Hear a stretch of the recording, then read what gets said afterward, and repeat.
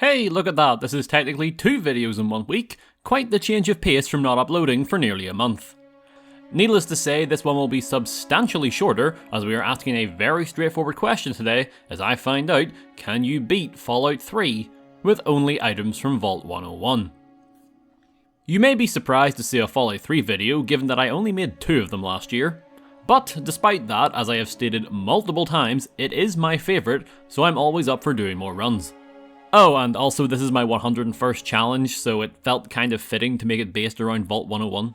The rules are pretty self-explanatory. I can only use items I find inside of Vault 101, I cannot loot the outside world, and I cannot barter with the outside world.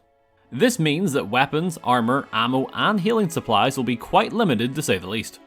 Oh, and I cannot use my fists either. Remember, the Lone Wanderer was not born inside of Vault 101, so therefore these hands are officially property of the wasteland. Is that dumb? Maybe. But I make the rules.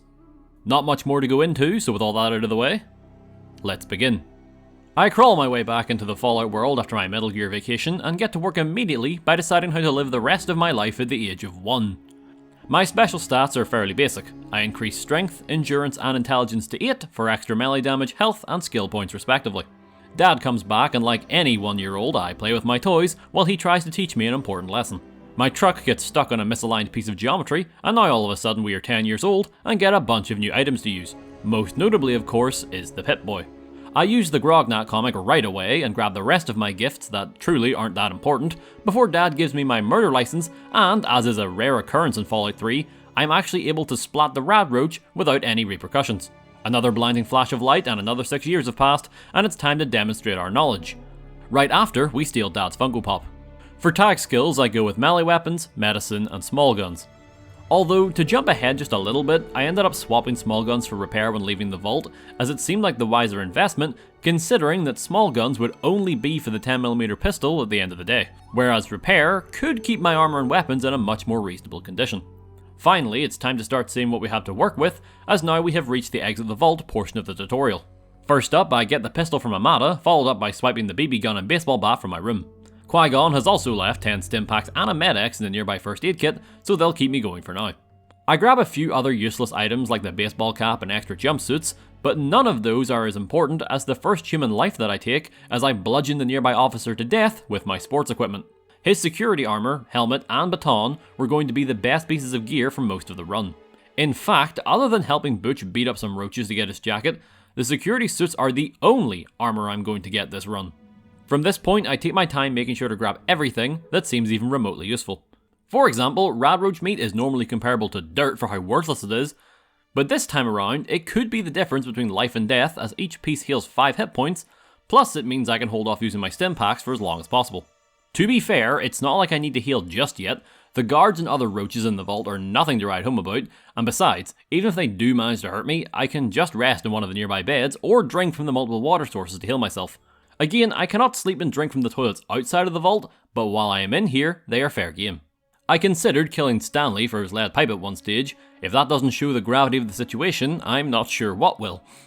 I decided against it, at least for now, and continue demonstrating to the guards how bad they are at their job when an untrained adolescent with the exact same gear can overpower them with little to no effort, even when they have the numbers advantage. I dispatched the last of the officers and load a few more unremarkable items before taking the best prize of all, the Overseer's life. I also raided his quarters for a good chunk of 10mm ammo and more stim packs, which are of course always welcome. I also procured some bobby pins, but I can't see those being all too useful as lockpicking isn't really needed for the story quests. Amada is reasonably annoyed about the killings, but I ignore her to do more killings. I then change my tag skill like I mentioned before leaving the vault and leveling up. I drop 10 points into explosives and the rest goes to repair. And for my first few levels, I just grab the Swift Learner perk as I want skill points as fast as possible so I can increase medicine and repair, and of course the more XP I get in a shorter time, the better. The 10 points in explosives, as you have probably figured out, is just so I can disarm the nuke and Megaton. Of course I turn down the reward, no point, I cannot use the money. The experience gains though allow for another level up, which of course means more repair skill and another rank in Swift Learner. Running straight to Smith Casey's garage is of course the most viable option, but I didn't want to do that just yet and began playing the game like it was 2008. I have a brief encounter with a mole rat which is dealt with quickly, as you might expect, before checking in on the random event outside the Super Duper Mart. This time it's 3 Talon Company hitmen, To which I say nope, and just continue onto the nearby metro tunnels where things get off to a rocky start. Well, to be fair, the mole rats are of no trouble. It's when I meet my first ghouls that things begin to go south. They don't manage to kill me, although that outcome probably would have been better. No, instead I get smacked around by them multiple times and must use some of my very limited healing supplies. Something I really do not want to be doing this early in the run. Honestly, it was my fault. Well, technically everything's my fault. I chose to do this. Anyway, what I mean is I decided to take the bat for a swing instead of the baton. Of course, due to it being a two-handed weapon, it does more damage, so I figured it would be better dealing with the normally squishy ghouls. While that is true, the baton is the better option, as while it does less overall damage, its faster swing speed allows for a much higher DPS, plus I am more likely to recover fast enough to block their follow-up counterattack. Nothing can be done about it for now, so I continue on and deal with my first super mutant, although, to be honest, the feral ghoul did most of the work. I just put a few rounds into his head to cause him to briefly ascend to the afterlife. You may be expecting the next segment outside GNR to go poorly given the sheer quantity of mean green fighting machines, but in actuality, it was a breeze. Much like one of my grip videos, I just hang back and let Sarah Lyons and her pride deal with the mutant infestation. Sure, I could jump in and help, but I wanted to save all of my strength for the behemoth just in case. Speaking of, yeah, he was just as easy to avoid as the rest of them. The pride may not agree with me on that one, but to each their own. I had to put a couple of bullets in the Jolly Green Giant's back as he kept running away, but to avoid being turned into a pancake a few days too early, I just hid back inside the destroyed building where we came from. After about a minute, the Brotherhood do my work for me, and I can reap the XP rewards from 3Dog. This time I dumped my points into medicine, and I'm sure glad I did, as I'm heading off to the Jefferson Memorial now to clear it out for later. Problem is, my closest location is the Super Duper Mart, and guess who's still hanging around outside? I tried running again, but without a body of water between us, I was just going to die. So I bit the bullet, or more accurately they did, as I switched to the pistol and began putting it to some use. Really, it's only use if I'm being honest, but regardless, it gets the job done, and now I can continue on to the memorial with no distractions.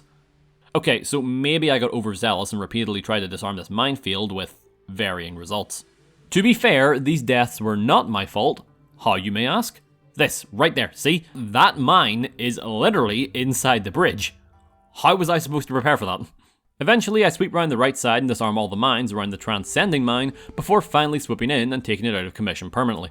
With my low health and stubbornness in the face of healing, I bypass the troll raiders under the bridge, mark the citadel for no reason, and then swim my way to the memorial. As I have 0 RadAway, I should probably be more concerned about taking a lot of radiation damage, but honestly, I've never really noticed the drawbacks of radiation sickness in Fallout 3, especially when it's only minor. I use my pistol to take out one of the mutants while his friend approaches, and when said friend gets within baton range, I do just that. It's mostly normal super mutants, so I don't have to worry about larger health pools just yet, so the baton actually works pretty well. A lot of fights with ranged opponents just has me tapping into my inner MW2 player and waiting for them to approach my camping grounds. Once they have closed the gap, it is usually too late for them to rectify their mistakes. When in combat, the strategy I tended to favour was aiming for their right arm and crippling it as fast as possible, as they would then drop their weapon, and from there I can focus on their head for maximum damage to take them out before they had a chance to pick their weapon back up. The super mutant brute in the rotunda takes me out within seconds thanks to his assault rifle, however. Not to worry, for I had a plan. Next try, I popped my single med-X as well as 2 stim packs for some extra cushion, which helped turn the fight my way. Same as before, break their arms and they can't do no harms, or something to that effect. Basically, a lot of blunt force trauma leads me to victory once again.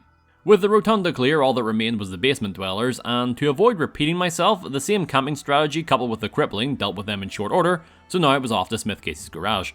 Not a lot happened on the way there other than your usual run-in with mole rats and dogs. I will take this time to bring up that I have had to use some of my armor and weapons for repairs, not enough to be concerned, but I felt it was important to note.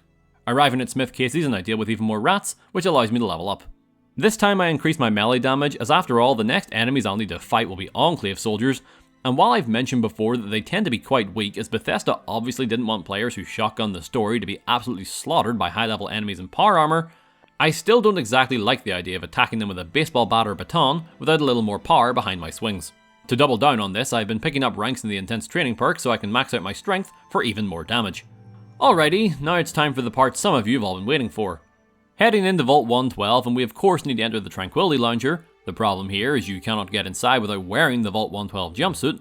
There is no way around this, so I just do it and fail the challenge. Some of you are probably already about to mention that I can bypass this if I head to Lamplight and quick save and quick load my way through the door to Murder Pass and skip straight to Vault 87. And yes, that is true, I even did so in my scuffed attempt at beating Fallout 3 without a Pip-Boy. But here's the thing, I didn't want to do that today as it kinda sucks the fun out of it by skipping 90% of the game.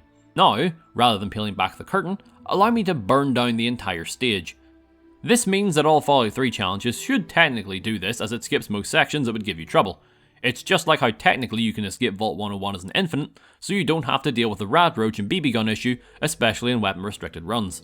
Doing both of those methods means you can beat the game as a pacifist, and therefore, by proxy, any Fallout 3 run is viable. Therefore, technically eliminating the need for runs like this one. But that's boring. It's never about the destination, it's about the journey to the end and what you run into along the way that makes runs like this interesting. Anyway, I free Dad from his mental prison, and after a roundabout journey to Rivet City, we head back to the Purifier and begin helping him replace wires and such. Before long, the Enclave shows up, and it's time to see just how the weapons of the Vault fare against these armoured devils. To be honest, the damage isn't terrible. The Enclave still hit harder than I do, yes, and they have a lot of health, but honestly, I'm able to just persevere and take them out anyway.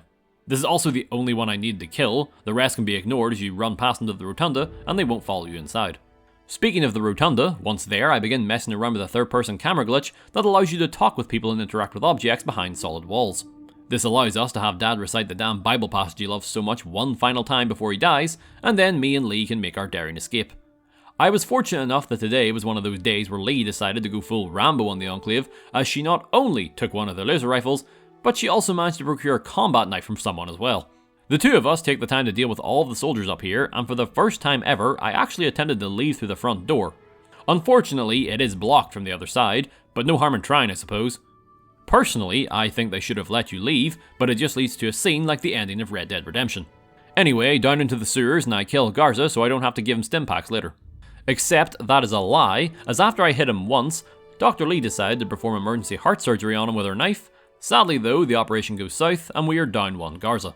The rest of the sewers is just me channeling my inner Babe Ruth as I get some much needed mileage out of the baseball bat, as by now its damage has been increased enough through my skills that it can two-shot most of the ghouls. Arriving at the Citadel, I complete the quest, allowing me to level up, max out my melee weapon skill, and then take the Bloody Mess perk and cross my fingers that I don't get age restricted because of it. I do the usual run around of the Citadel, but rather than immediately head towards Lamplight, I instead travel back to Vault 101, as despite the fact that most 3 days have passed since I left, I am at the point in the story where I have access to the Trouble in the Homefront quest, allowing me to get back inside. Meaning, more items I can use for the run. I begin by looting the nearby bodies, those being Jim Wilkins and Steve Armstrong. The Senator here had a stealth boy on him, which would be a nice last resort should I need it to sneak past the mutants in Vault 87. What I am looking for most of all is healing supplies and weapons. I obviously won't get any better armor. After some exploring and re-scouting my old home, one thing becomes abundantly clear. The residents have most of the better weapons on their person, so killing them in cold blood is the only way to get the weapons for myself. Which I of course do.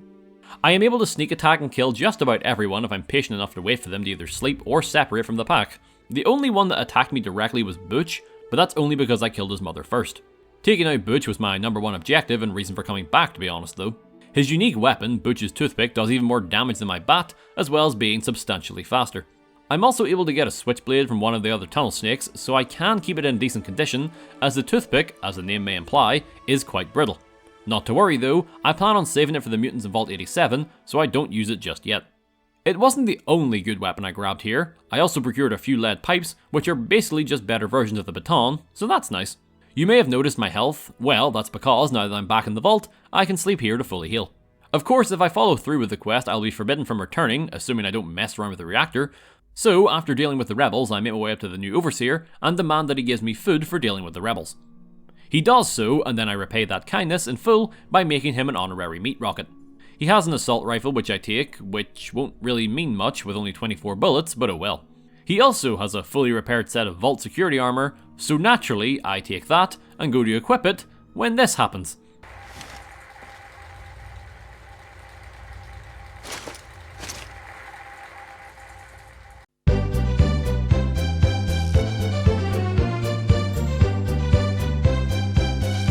I'm not quite sure what is happening here, but it only occurred when I tried to equip Overseer Max Armor specifically.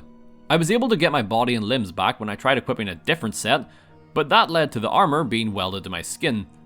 Yeah, for whatever reason, I cannot take the security armor off anymore after that bizarre glitch. I don't know why, but it's just how it is, I suppose. It's not a huge issue, after all, it was the only armor I was wearing. It's more so that I just like to have my armor hotkeyed, that way I can unequip it when there are no enemies nearby for maximum travel speed. That is not the case anymore, and now I have to do this very slow jog for the remainder of the story. The last thing I do for now in the vault is raid the Overseer's office, as due to being under new leadership, all of the lockers are refilled with ammo and stimpaks. Not that I am using the pistol very much anymore, but the stimpaks will help at least. Making my way to Lamplight, and I'm already in a bad spot after a rough run-in with a Mr. Gutsy, followed up by some mad Brahmin, and some super mutants to top it off. Shocker, I suffer a few deaths here due to, once again, choosing to save my stimpaks for when they'll matter. I end up dealing with them with a mix of luck and closing the gap between us while they're either reloading or just being plain stupid. Once I am in close proximity to someone, I can usually just evade most of their attacks, while I slowly whittle down their health, leading to quick victories. Crawling into Lamplight on death's door, I am kicked in the teeth yet again, as I only now realise that due to my lack of speech and charisma, the only way I am getting by is if I rescue the kids from Paradise Falls. I return to the vault to heal up and make two very interesting discoveries. One, that down in the reactor room there are 2 frag grenades, which will no doubt come in handy in the final fight, and 2, that there is a sledgehammer just sitting at the exit of the vault. The only problem is it's low on durability, so its damage is heavily nerfed because of it. No matter, I will save it for when needed, and now it was off to Paradise Falls. I have yet another run-in with mutants on the way. One of them is a cakewalk due to only having a nail board as a weapon and being foolish enough to rush me. The other, however, is a brute equipped with a minigun, so, you know, a little more intimidating. I use a nearby rock as cover until he approaches, and once he does, I rush him down with a bat.